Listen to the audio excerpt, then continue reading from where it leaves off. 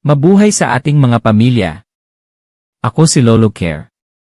Ngayon, tuturuan ko naman ang mga anak at apo kung paano ikabit ang inyong smartphone sa app ni Lolo o Lola. Napaka-importante ng email pairing para laging updated ang inyong family dashboard. Halina't simulan natin. Pagkabukas ng Ageless Care app, piliin ang family member bilang inyong role. Siguraduhin na kayo ay nakalogin gamit ang inyong sariling email account.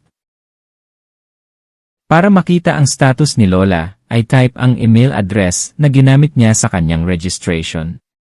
Siguraduhin tama ang bawat letra. Pagkatapos, pindutin ang link account o save.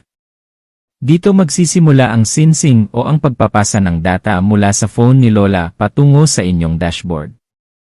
Kapag lumitaw na ang pangalan ni Lola sa inyong screen, tagumpay ang inyong pag-pair. Ngayon, handa na kayong bantayan sila kahit nasaan man kayo. Sa susunod, tatalakayin natin ang pagbasa ng YA at battery data. Kita-kits!